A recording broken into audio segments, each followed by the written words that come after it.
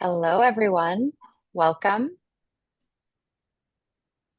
Thank you all so much for joining this call today. Hi, Kristen. Glad you're here. Hey, Jeremy.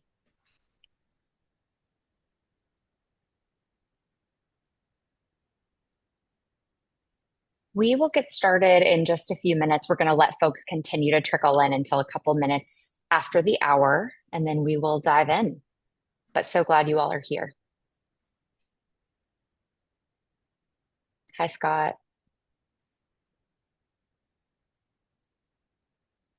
Hello, Thanks for joining. you're welcome.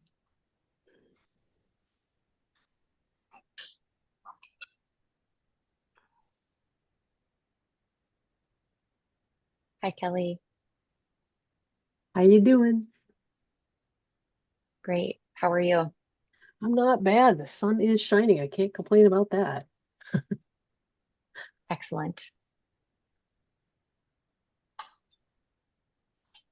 We'll give it another 30 seconds or so, and then we'll jump in.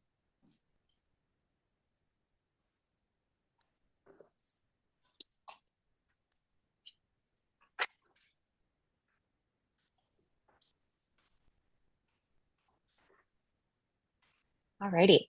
Great. Well, thank you all so much for joining this, I guess, afternoon now, this meeting call on the Municipal Climate Planning Guides and Pilot Program from the State of Vermont's Climate Action Office. Really appreciate you taking the time to be here today. We have a couple sections of this presentation. One is we will talk about the guides themselves, what they are, and what they're designed to do. And then we'll talk some about the pilot program itself, how to apply and answer any questions you all may have about that. I do want to let you know that we are recording this meeting and presentation so we can share it with folks who aren't able to be here now. If you prefer not to have your video or voice recorded, please just stay off video and on mute and pop any questions or comments you have directly in the chat. The chat will not be recorded, so we can share your questions verbally without your name or video being in the recording. So before we get started, I'm going to pass it to Jane and Marion to introduce themselves. Great. Hi, everyone. Thanks for joining today. My name is Marion Woles. I'm the Resilience and Adaptation Coordinator in the Climate Action Office. We sit within the Agency of Natural Resources, and I've been working closely with Peyton and the rest of the project team on this very exciting work. And I'll hand it over to Jane.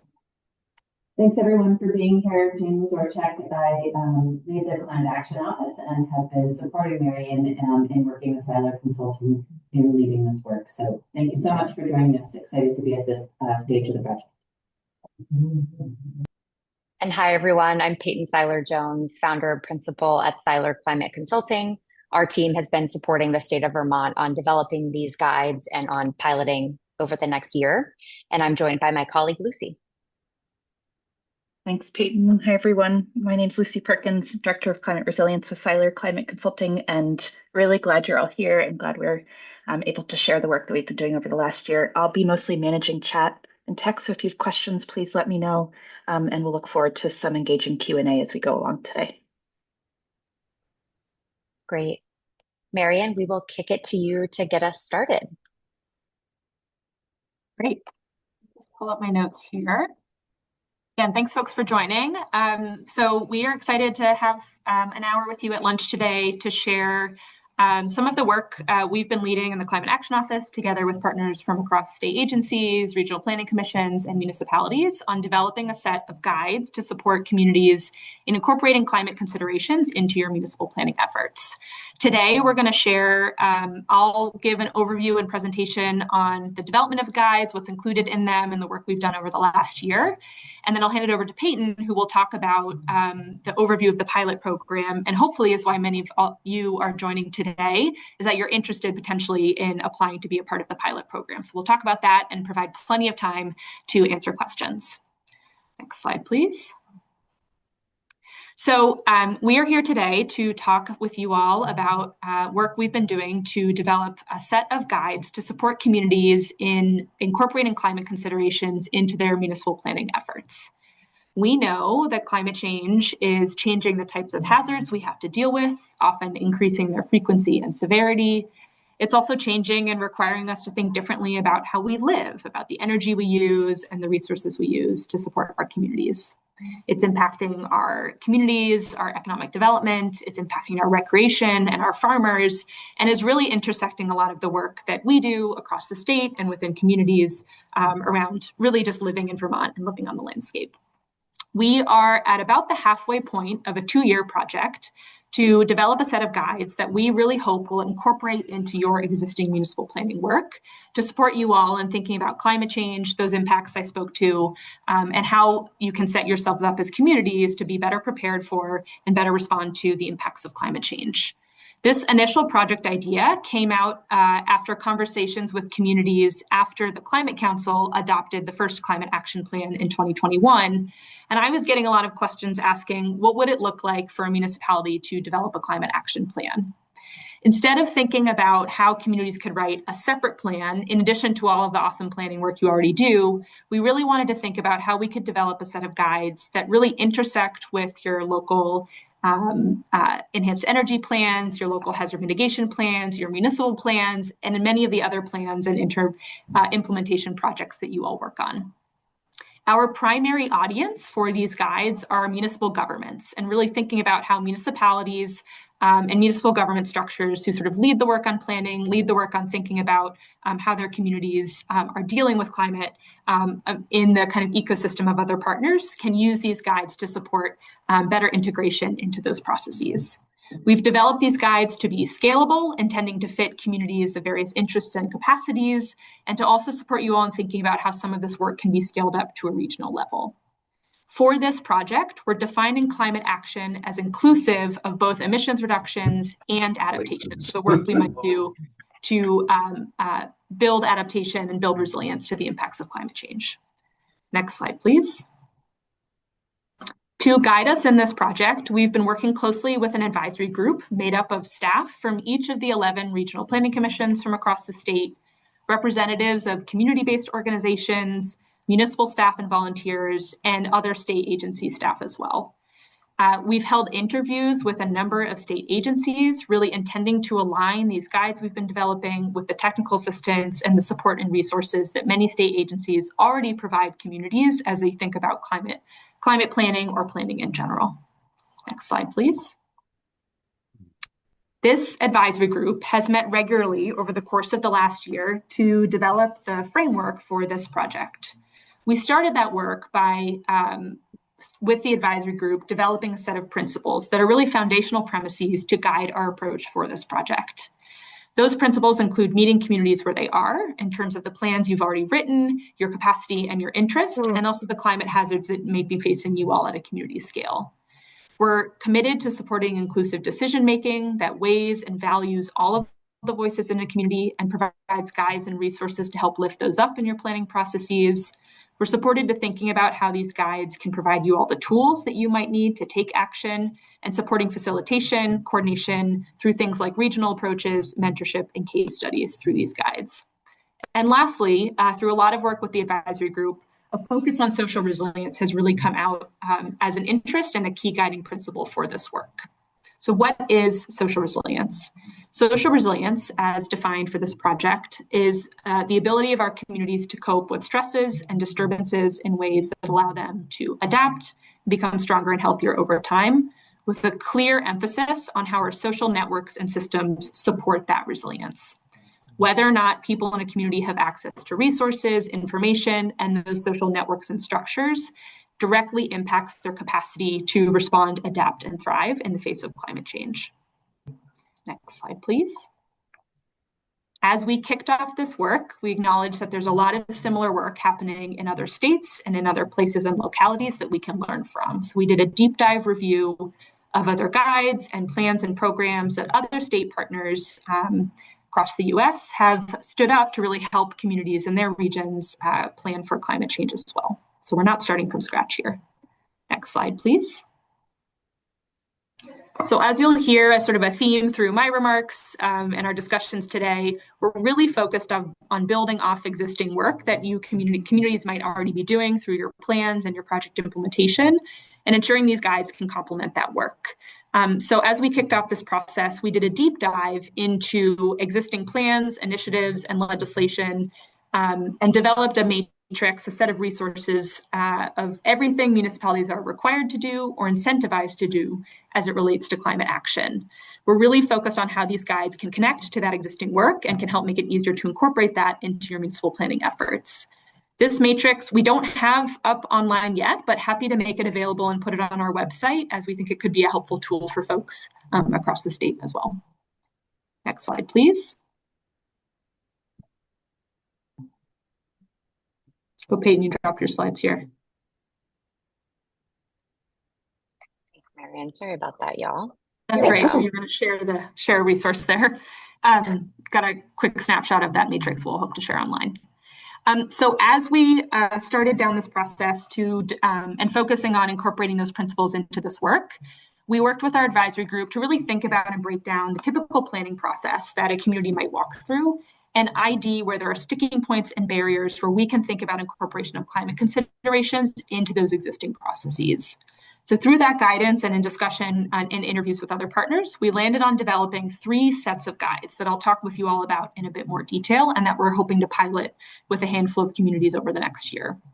These guides help communities think through and weigh and incorporate climate considerations into various plans. They're intended to complement each other and are intended to be scalable to communities both of different sizes and capacities, but also to where you are in your planning process. Again, and I'll say this over and over, we're intending for these to really complement your existing planning efforts, like your local hazard mitigation plan and your enhanced energy plan. And we've highlighted and included in these guides where you can pull from those plans and your existing work to really lift up climate and incorporate that into your municipal planning efforts. We hope these guides also open up topics for you all that may help you think and expand a little bit beyond what you've historically considered in those plans. Next slide, please. So I'll walk through the 3 guides in a little bit more detail, and then we'll have opportunities for questions at the end. So the first guide, the Social Resilience Process Guide, is really focused on how we build social resilience and how we do that in both tangible and intangible ways in our communities. A reminder that social resilience is our ability at a community scale and at a state scale to respond and cope with impacts in ways that leverage positive relationships, build collective action, and support social connections. Our hope is that communities could use this guide to work collaboratively, to really center and lift up the perspectives of people who are most impacted, to better understand social vulnerability, and how to use social networks and structures to identify pathways and priorities for social resilience. This process can be used independently or in conjunction with other planning efforts. For example, if your community was flooded recently, you could use it as a part of a community assessment and recovery effort process.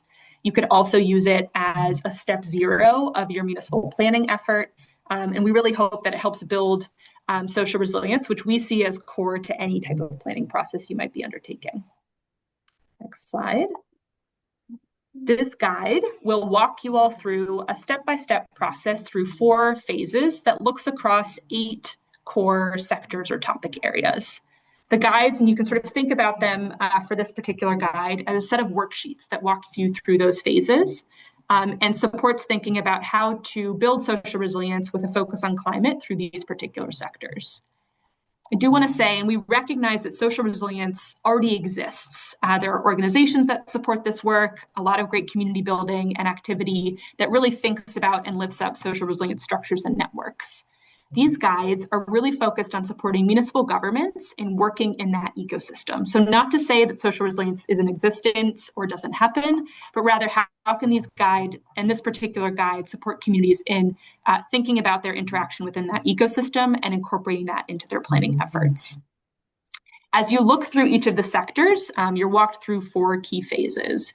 And the first focuses on identifying important perspectives within your community across these particular sector areas. Next slide, please. The next phase focuses on what social resilience might look in your community relevant to these topic areas.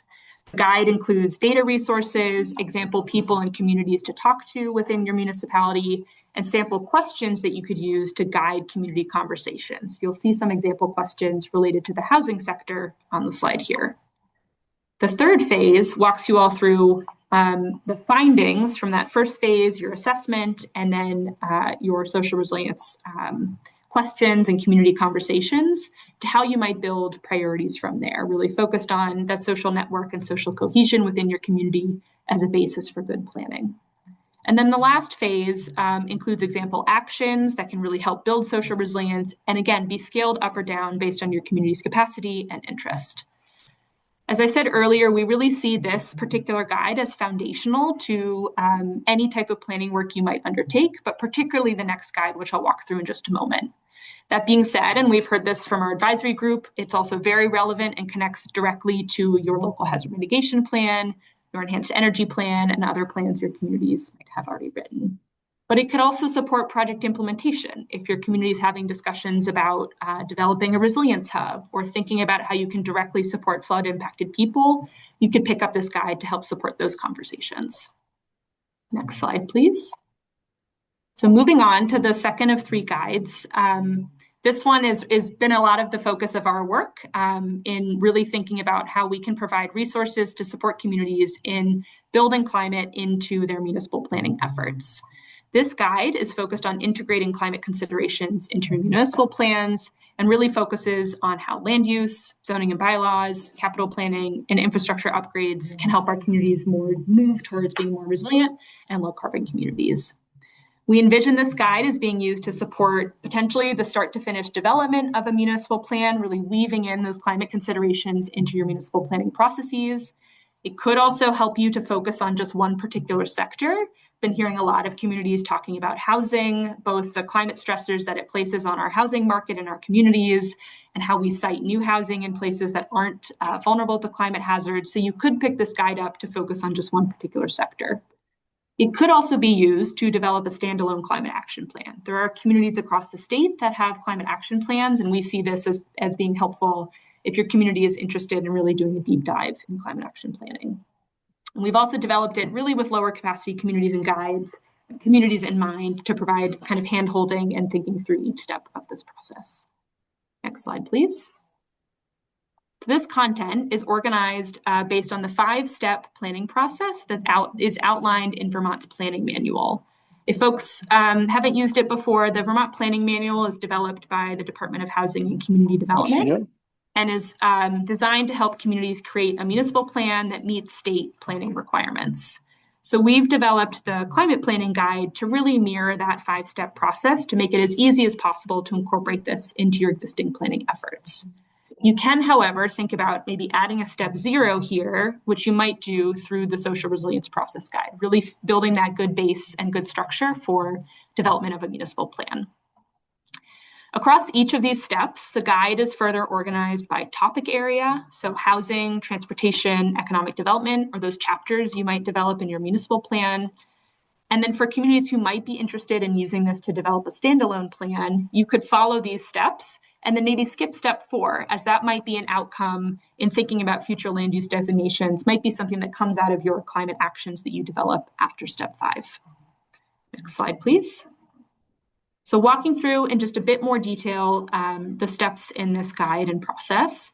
Within each of these, but particularly under the community assessment or step 1, the guide gives you step-by-step guidance and questions on how to think about and hold community conversations and do an assessment of assets and resources, concerns, and issues within your community through the lens of climate action. You'll see some examples of questions that are included in the guide as it relates to housing on the slide on the right. And the guide continues to provide key partners you could talk to, data and resources and tools you could use to guide these conversations and to guide step 1 of the assessment. Next slide, please. The second phase of developing a good municipal plan and then incorporating climate into it is thinking about your shared community vision. We really hope this step will be complementary to any larger visioning process that your community undertakes as part of a municipal planning effort. And so we really see step 2 as providing guidance, guiding questions, tools and resources and examples that directly connect to other plans and that you can use to support incorporation of climate into a larger visioning process. Next slide, please.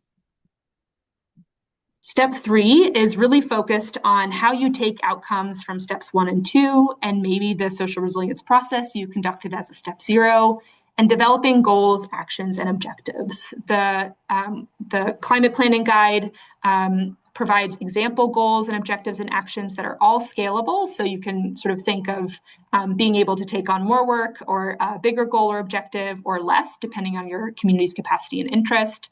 And it also thinks about examples and provides resources to think about how to do this at a regional scale as well. Next slide, please. So step 4, for folks who've been engaged in municipal plan development, the state requires municipal plans to include a map and a statement of existing and proposed land uses that really is intended to visually bring together goals and objectives and focus on areas that we want to maintain, evolve, and transform. As we've envisioned it for this climate guide, we hope it will support your community in conducting that future land use visioning and mapping process through the lens of climate action. So again, asking key questions, providing guidance and resources to help you think about where climate change might pose pressures on your community and those intersections of climate-related hazards and land uses and how that can ultimately inform your mapping process. Next and last step of this municipal climate plan guide is really focused and includes guidance on how you as a community might ultimately take those outcomes from steps 1 through 4 and prioritize actions in the climate space. It provides sample actions, opportunities to think about scaling them, resources, and other examples to help you all identify climate actions based on this great work that you've done through your planning process, and then really prioritize them and think about how to make it actionable. Next slide, please. So the last guide I'll walk through before we pause for questions and then jump into the pilot program is the capital program climate guide. And this is really focused on how to integrate climate considerations into your municipality's capital program. All towns have some sort of capital program. For some, this might look like a multi-year capital improvement plan. And for others, this could be a more immediate year-to-year budgeting process that focuses on urgent needs that come up before town meeting. Wherever you fall on this spectrum, from long-range capital planning to municipalities that might be making more ad hoc investments, we see significant opportunities to integrate climate considerations into that program. We think by embedding and considering climate in that work, municipalities can prioritize projects that deliver multiple benefits, that cross greenhouse gas reduction, reduced energy use, enhanced thermal comfort, greater protections from hazards, and where we can ensure that our scarce taxpayer dollars are used most wisely and with the most co-benefits. So even communities that don't have a formal capital plan could take steps from this process to incorporate it into their budgetary decision-making, ensuring that every investment we make moves us towards a more resilient future. Next slide, please.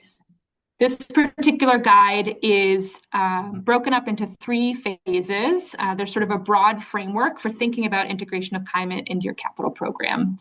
It focuses on setting climate-based asset management standards, planning ahead to look at risk reduction and climate pollution reduction, and then implementation of climate action into your municipal budget.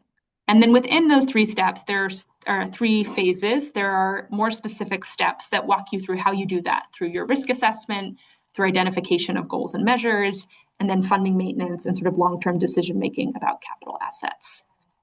So all of these guides, those 3 that I provided you all, a little bit of a high-level overview of include guiding questions, notes and considerations, links to data and tools, signposts to other municipal plans, and then sample goals, objectives, and actions, and prioritization guidance. We hope these will support municipalities in incorporating climate into their existing planning efforts or thinking about how to sort of expand and think more broadly about your climate action and work. And we're really excited to move next year into piloting these guides with a handful of communities. And so with that, I think Peyton will stop for questions, and then the second half of our meeting will be focused on a review of the pilot program itself.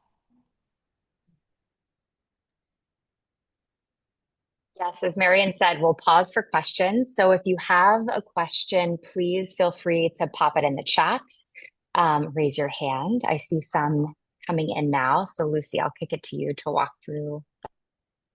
Great. The first question we have, Mary and Peyton, for both of you is what level of staff and volunteer time commitments is anticipated over the 9-month pilot?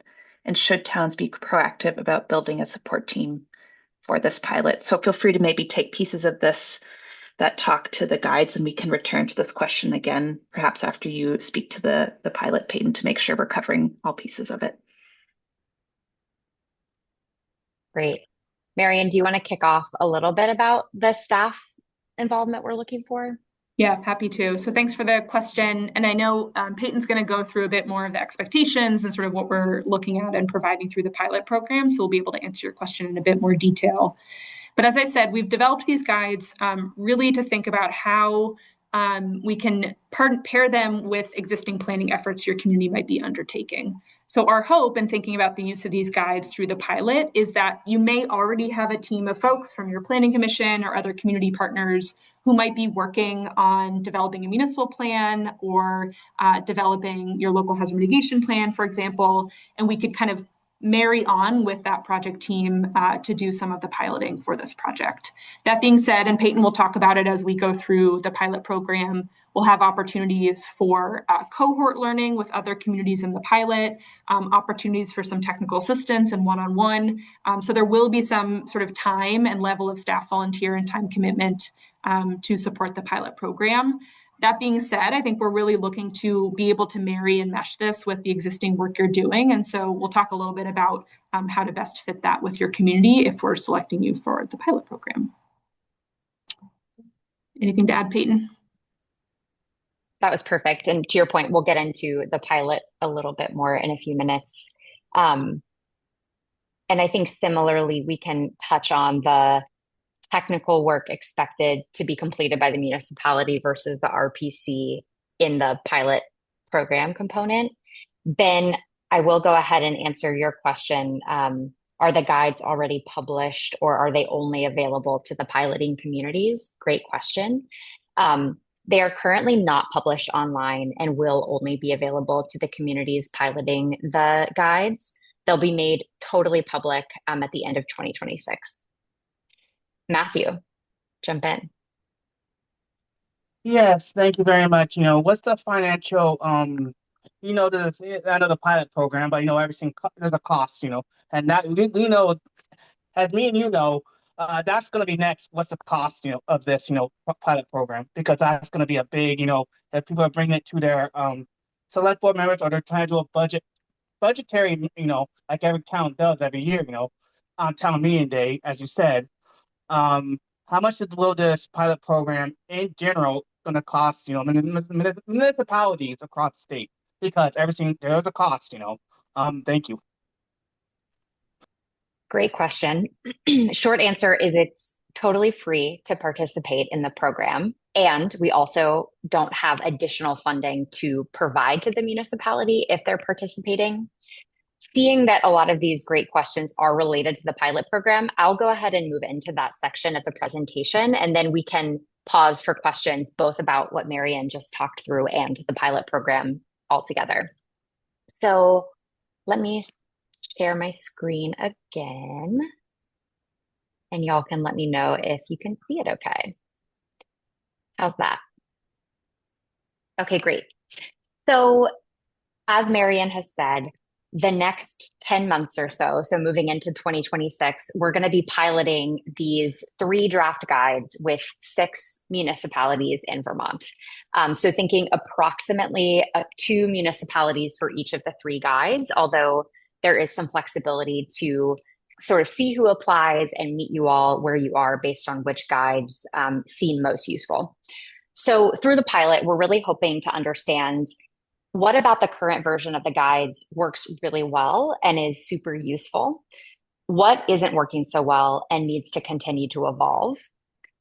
What do we need to know and learn about using these guides that we can only learn through partnership with you all as municipalities that can help the guides evolve to ultimately lead towards equitable, socially just municipal climate action in Vermont, which is the ultimate aim. So learning alongside the communities and in partnership with you all. We are really excited to offer this pilot program and think it's a really fantastic opportunity. So hope you all apply. And there's a couple real benefits. Of course, we are eager to learn from you and alongside you, and there'll be tremendous benefit to the State Climate Action Office in learning from you. But the benefits that we think pilot communities are really going to receive is some kind of above and beyond technical support that you might not otherwise have to think about climate considerations in your municipal plan or capital program. So that additional TA and coaching. If you're a community that is really interested in thinking about climate change more in your work and it hasn't been totally clear how to do that before, we think this is a really great opportunity to really better understand your GHG pollution and emissions and your climate vulnerabilities locally and integrate that into your work. It's an opportunity to shape a resource that will then be provided to your neighbors and other Vermont municipalities. So your feedback and our evaluation of the program will really transform the final version of the guide. So that opportunity to be involved in something beyond your community is exciting. And our hope is that this pilot program will really be supportive to communities that don't have a ton of capacity typically to think about climate action. So if you have wanted a climate action plan, but you can't add another planning process to all of the fantastic work that you're already doing, our hope is that this pilot program can really meet you where you are and work with you to add some climate considerations. And we're looking to test a lot of different things with the 6 communities. So there's no one size fits all. And kind of our overall message is that we really hope you apply, even if you're not totally sure you're the right fit. The application is short, and we will likely have individual calls with you if you apply. But if you're not sure, your community might be a good fit if you have already started your municipal plan. That's actually totally fine. We're happy to kind of jump in at whatever step you are in your planning process. So if you've already started, don't let that be a barrier. If you have no planning process happening right now and you have no intention to in the next several months or year, but you're really interested in better understanding who in your community may be more impacted by climate change, and you want to build relationships with those folks and organizations locally that are already working with those more vulnerable populations, the Social Resiliency Guide may be a good fit for you. If you already have a local hazard mitigation plan and or an enhanced energy plan, and you want to build on that to think about climate specific goals, strategies, actions, and implementation around climate solutions specifically, this could be a good opportunity to kind of weave those together and build upon that foundation. If you are planning to hire a consultant to support your municipal planning efforts, but you haven't even written your RFP yet, you also might be a good fit for this. We are really curious to see how a scope of work for a consultant to support a municipal plan might need to evolve or be tweaked a little bit to consider this resource as well and to consider climate. So we still encourage you to apply, even if you're months away from procuring your team. If you're conducting a flood resilience planning effort or another type of resilience planning effort, and you are interested in having a more robust community engagement process, there are a lot of resources to do that in the Social Resiliency Guide. And then finally, if you have an annual budget process where you allocate funds for capital assets, but you do not have a capital plan, we really encourage you to apply for this program because, as Marian mentioned, we'll be partnering with the Vermont League of Cities and Towns around implementing this guide. And it's a great opportunity to develop your capital plan in general, yes, with climate considerations as well. But it's okay if you don't already have a capital plan. So these are just some examples of what we're looking for. And if you see yourself in any of this, we definitely hope you'll apply. So to be in the pilot program, there's a couple of specific offerings that we have. And again, we are going to design this or tweak it to really meet the communities that apply. But sort of at a really high level, there will be some peer-to-peer collaboration and connection. There will likely be themes in the challenges that communities are experiencing in testing these guides. And so we will have some cohort meetings where we talk about those as a full group, share best practices and learnings across the communities. One of the pilot communities is going to receive a more significant amount of TA from the RPC partners. All of the communities who are involved will get technical assistance from RPCs and the Seiler Climate Consulting team. But one of the pilots will really be, if you were going to have your RPC support your municipal plan anyways, and you want to add the climate considerations, that's one of the kind of case studies that we'll be testing out. Similarly, if you're a community that would typically hire a contractor or consultant to support your planning efforts, you don't currently have funding to do so, one of the specific test cases will be that the SEC team will support that planning process in the sort of contractor role to test out what's working, what's not within that dynamic. And then all of the communities will receive sort of ad hoc one-on-one coaching as it comes up.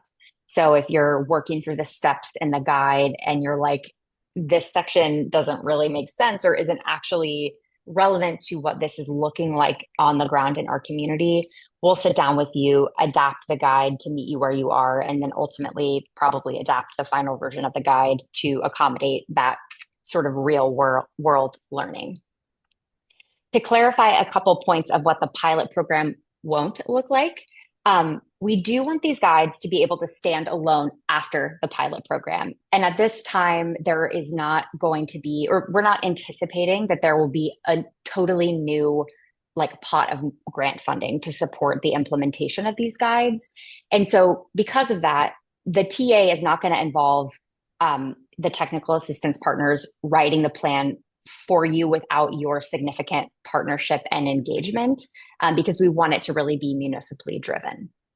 And we're not, to the great question, I think it was Matthew who asked earlier, we don't have additional funding to support the pilot communities. So you do not have to pay to be a part of the pilot program, nor will you receive an additional grant.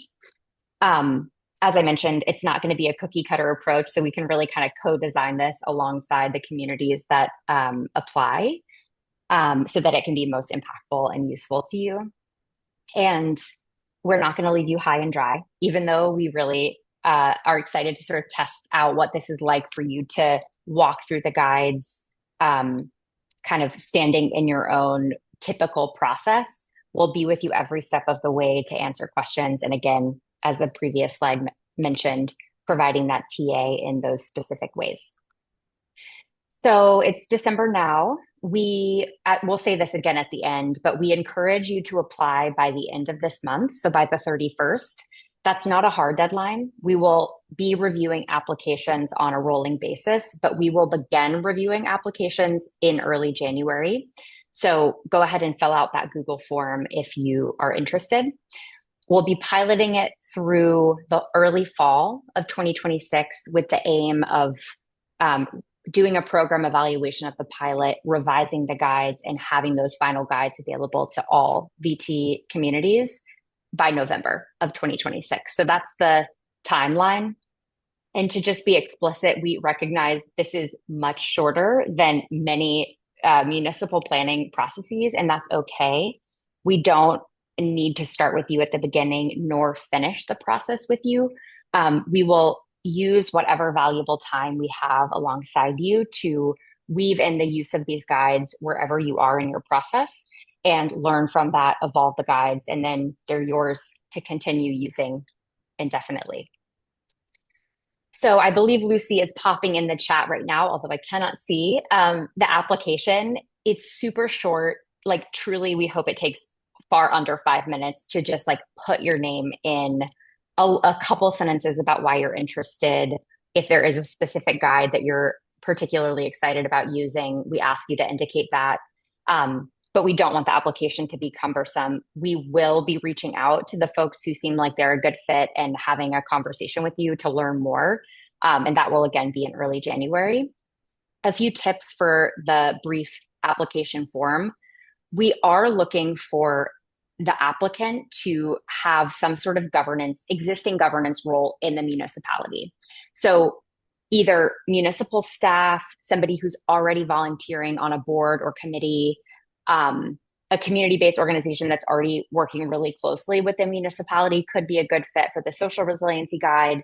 But if you are a resident of a community and you're excited for your municipality to use this, reach out to folks who are already kind of officially a part of municipal governance to co-apply, because that will be important to us as we're testing the guide for that primary audience. And then again, if you have an ongoing planning initiative and want to tie it to that, great. Definitely let us know what that is in your application. But again, also, it's okay to apply if you don't. So just make that clear in your application. And then finally, we know many of you are representing municipal governments, but also we have a lot of other Vermont state agency folks and RPCs on the call. And some of you may be here to learn more so that you can share this opportunity out with municipalities that you work with. Lucy is going to put into the chat a partner outreach toolkit, which is just template language describing the pilot program, describing the guides that you all are welcome to copy, paste, share in newsletters if you have it, share with partners. We very much appreciate all the support and getting the word out already and would love continued support to do that. So this toolkit is designed to hopefully make that really quick and easy for you to copy, paste, and share. So thank you in advance for your continued support in doing that. So now we can start answering your fantastic questions about the pilot program specifically. I will stop sharing my screen again so that we can see raised hands and look at the chat. So feel free to raise your hand and we'll call on you, or we'll start answering some of your questions that are in the meeting chat. Maybe it'd be helpful if I Lucy, could, yeah. So I've started to group some of Yeah, the ones that go are ahead. coming in and can share them to you and Marion to address. The first one I think maybe you can talk to, Peyton. There's a question, there's sort of two parts to this question. One's about outcomes as well as metrics of success for the pilot. But someone asked, what concrete deliverables should participating municipalities expect at the end of the pilot? And then the second part of that question is, how will the success of the pilot be evaluated? Great questions.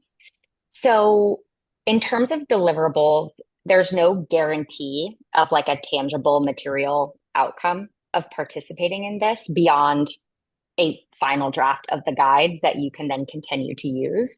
So some of you may end up with a final climate action plan or municipal plan that has climate considerations, but we will not be writing that plan for you and handing it over at the end of this. So it really is about where you already are in your planning and our support in helping you consider climate.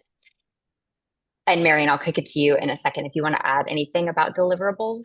But to the program evaluation piece, great question. We actually have a number of like really specific questions that we'll be asking participating communities, and we're happy to share that with you all. I don't have that full list of evaluation metrics in front of me now, but we have all of your emails from you registering for this. So we're happy to share the specific questions that we'll be asking the 6 communities throughout the pilot program to evaluate the success. Marion, what would you add? I think you covered it. I think, yeah, just to reiterate what Peyton has been saying, I think we're really hopeful that this pilot program will sort of fit your community's planning processes and sort of where you're at, but acknowledging that it's, you know, a relatively short time frame, at least as it comes to plan writing. Can't guarantee sort of deliverables, but hope that it will be supportive of your plan writing, your capital plan program work as you move forward with those processes. Awesome. Thanks to both of you.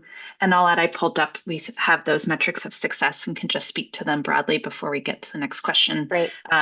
There's like the first sort of topic of evaluation is, are these usable? Are they delivering what they're designed to do. So just an overall effectiveness and what it's like to take them and put them into practice from a user's experience.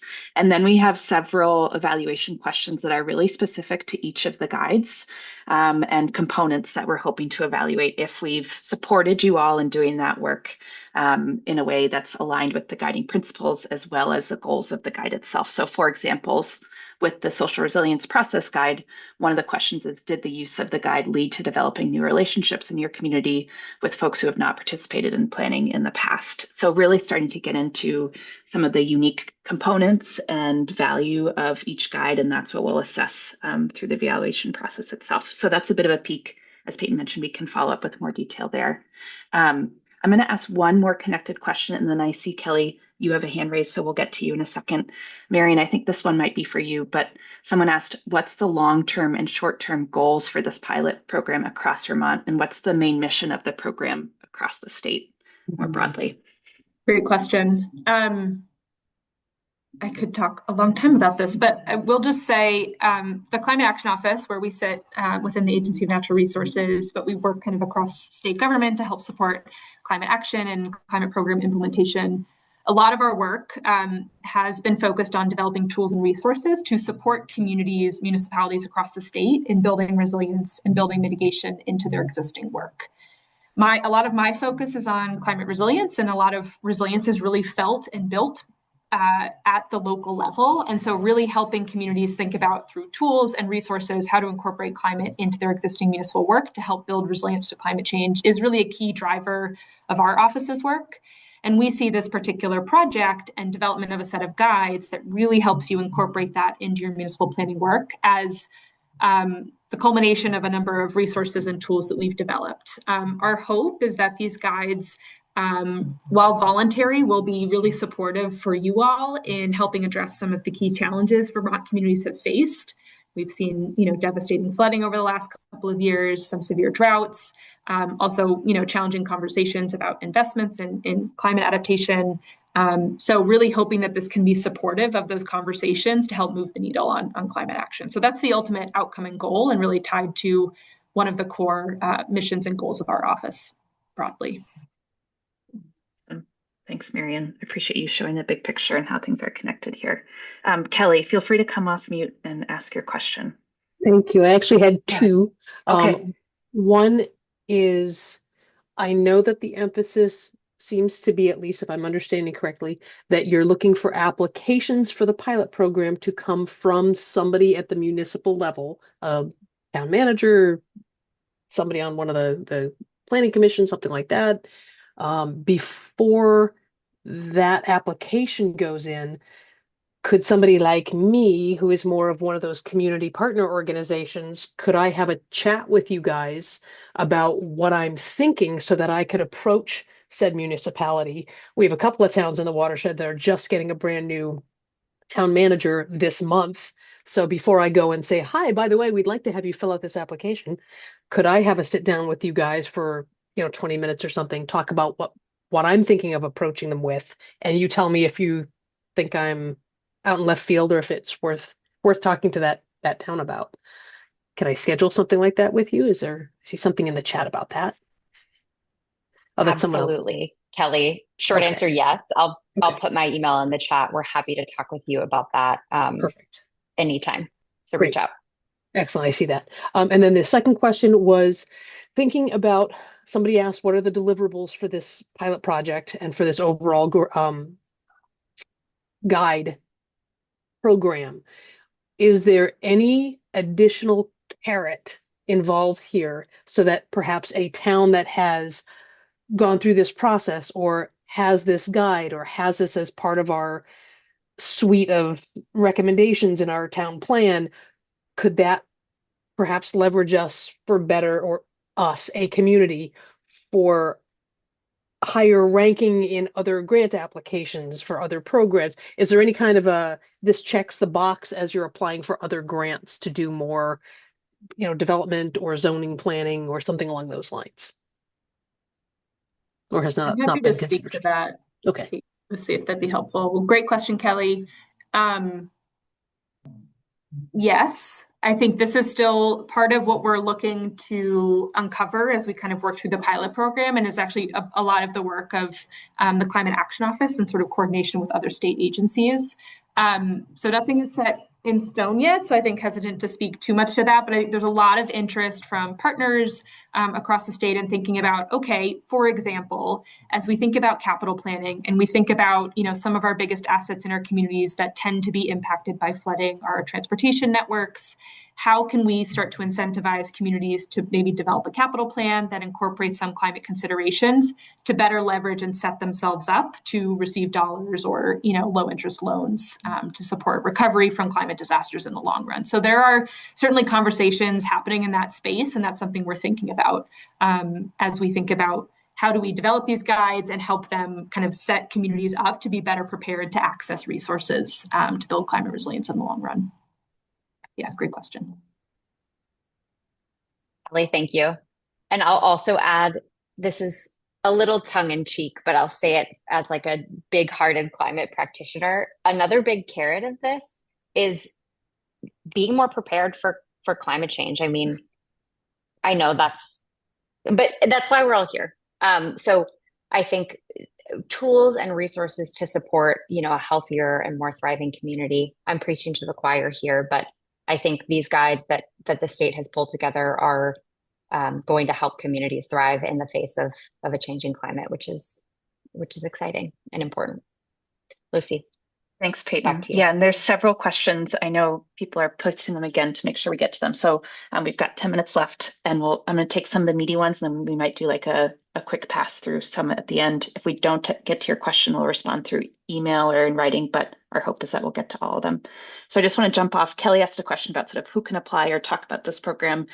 There's another question that came in. Does the pilot application apply only to individual communities, or could an RPC program that is the consultant on town plan updates apply for multiple communities they're working with to incorporate these elements into the plan update process? Peyton, I think maybe that would be for you.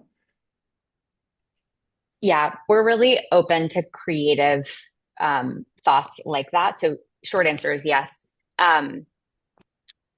Obviously, the audience is municipal governments, and we recognize RPCs do a ton of incredible planning on behalf of municipal governments and alongside municipal governments. So if a region wants to apply, we would encourage that.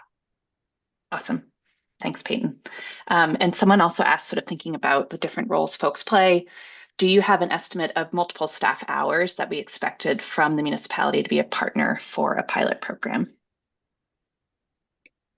I think on top of the staff hours that would go towards your planning initiative anyways, adding on the climate components, and like the actual time spent in the peer-to-peer cohort with the ad hoc coaching, I would say approximately like 10 to 15 additional hours probably per month if you're going to be like really reaching out a lot, leveraging a lot of technical assistance, joining all of the cohort meetings. I do think that is like sliding scale. So if you're a lower capacity community who's like, I have 5 hours to give a month, or, whatever the case may be, I think we can totally work with less. But there'll be a lot of opportunity to really leverage the RPC technical assistance time, to leverage the SEC technical assistance time over the course of the 9 months. So that would be my estimate. Marian, I invite you to add or amend. No, it's I think a good starting point, and I think good to reiterate sort of the sliding scale and acknowledge that there's sort of 3 different guides that might require different levels of work. I will just say the Municipal Plan Climate Guide is a much longer resource because it kind of covers all of the chapters and the steps in a municipal plan than maybe the Capital Plan Program Guide, but that might, require some significant time too. So it'll sort of depend, I think, too, on which guide you end up piloting. And I hope it's something that we can sort of uncover as we talk to folks who apply through the pilot program. And as Peyton said, can sort of be sliding scale based on capacity of your community. And I think this is a great thing to even be looking out for in part of that evaluation, to say how much time does it actually take, and we can then use that to talk about these guides moving forward. So thanks for raising that question. Okay, we've got a few more. I also want to know, we're getting close to 1. We have a couple next steps that we can end, but we'll try to get through these last ones. Please keep adding them, and we'll do our best to answer all questions that are coming in. We talked about people might be in different phases of their planning as they think about participating in the pilot. So there's a question here. Would it be possible to share the draft guides with municipalities which apply for the pilot but are not selected? Asking because East Montpelier is already undertaking a major update of its municipal plan during 2026, and it would be unfortunate to miss out on the opportunity to utilize these resources because they're too early. Peyton, do you have any thoughts on that? My first thought is I would encourage East Montpelier to apply. We are excited about piloting the guides with a community that may already have started their plan. So you would still be a really strong applicant, even though you may already be a couple steps in. So that's the first thought. And the second thought is potentially open to sharing the guide strategically with communities not in the pilot program. But we will kind of confirm one way or the other if there may be some like you're not a part of the program, no TA, but you want to use the guides, and we can sort of use some additional evaluation to understand how that went. I'll say we'll confirm one way or the other and let you know. Great. Thanks, Peyton. Now And someone else said they're in the same situation. So just to say this applies to multiple folks. Marian, please jump in. Well, and appreciate, Ben, you're not the first person to ask that question. So we've sort of been noodling on it. I think the challenge is we're very much approaching this next year of 2026 as really testing out draft guides and really hopeful that the pilot program will help us revise the draft guides to then be the best tools that we can share with everyone at the end of the year. And so are hesitant to kind of just post them publicly. But as Peyton said, definitely willing and interested in having a conversation with you all and having trying to find a good solution that meets your needs and ensures that you can use something that will hopefully be helpful for you all, for both East Montpelier and Essex Junction. Great, thanks. I think there's one additional question, and I know Peyton can definitely stay on after one, so if folks have extra time and want to continue to ask questions, that's possible. Marian, you're just mentioning end of 2026. We had a question come in around, will there be any ongoing support and resources available to municipalities once the pilot concludes? I'm happy to take that. So again, it's similar to sort of we're in conversations and kind of talking with partners across the state around how we can really incentivize the use of these guides to support project implementation or open up additional resources. Certainly talking a lot about how our office, the Climate Action Office, supports the implementation of these guides through additional technical assistance Anyway, so I think more to come there. I don't have a great response at the moment. Unfortunately, I can't say right now that there is sort of like a separate pot of funding that we can use to support implementation of the guides. That's not something that we have available to us currently, but really interested as we work through the pilot program over the next year to think about what type of support might be most useful and then think about how we can best support that after 2026. Awesome. Thanks, Marian. There was one other question that came in a lot earlier, Peyton, before you started to talk about what's included in the pilot around how much technical work is expected to be completed by the municipality versus the RPC.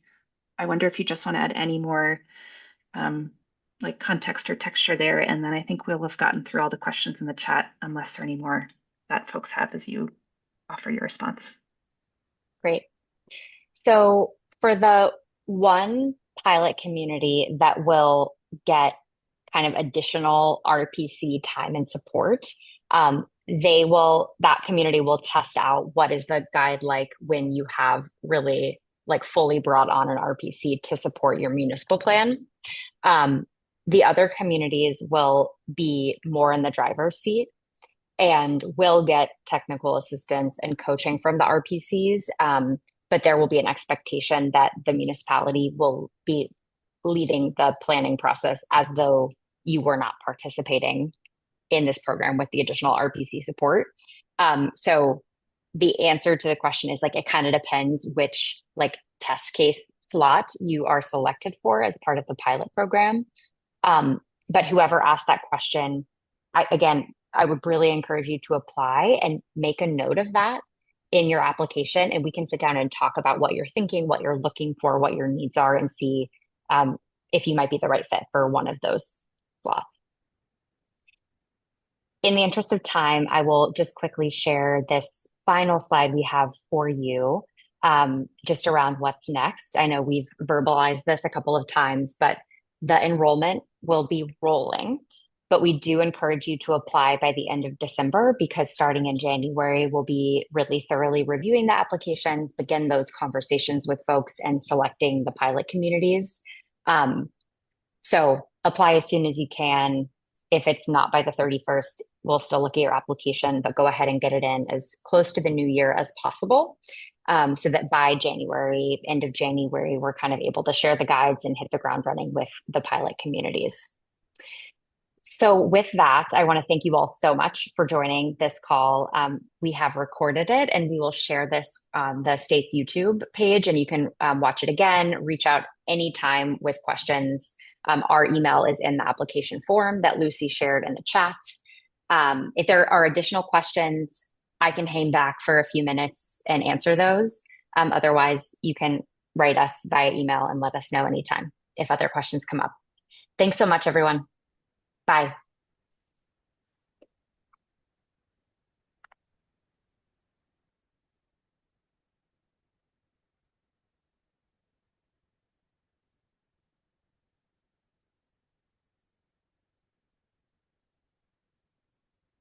Did anyone who hung back stay to ask a question? Yeah, Matthew, go ahead. Oh, and then Selena, we'll go to you. Yes, thank you very much. And thank you for the presentation. Yeah, will this be sent out to everyone? I know your goal is this.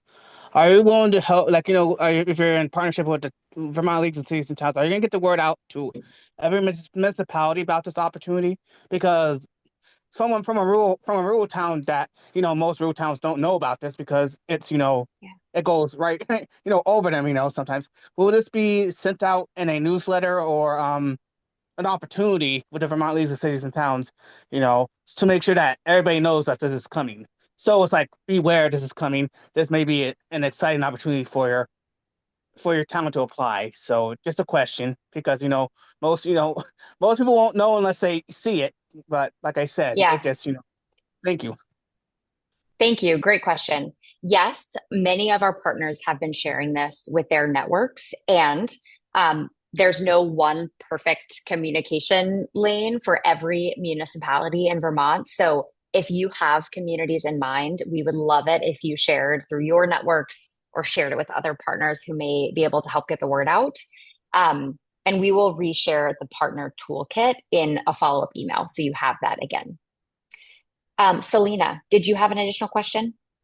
Thank you so much. I'm so excited about this, and it seems like it's just so timely and so much what we need. I guess as one of these sort of someone who feels just tremendous urgency around climate, is there going to be any type of working group that kind of looks? I'm really I see the guides and every, the parallel tracks and all that seems very exciting and organized, but I'm sort of one of these people that looks at sort of interconnected systems and how they all work together. And so I'm just wondering if there's I know the RPC level, but is there also going to be like a working group sharing best practices and just sort of as we're all facing this tremendous urgency, just any types of, even if they're like recorded sessions that we could listen into. I feel like you have this wonderful 100-mile view, and now we'll be able to work with these different municipalities and such. And so just wanting to make sure we all break out of our silos and really start to think together and collaborate. Yeah.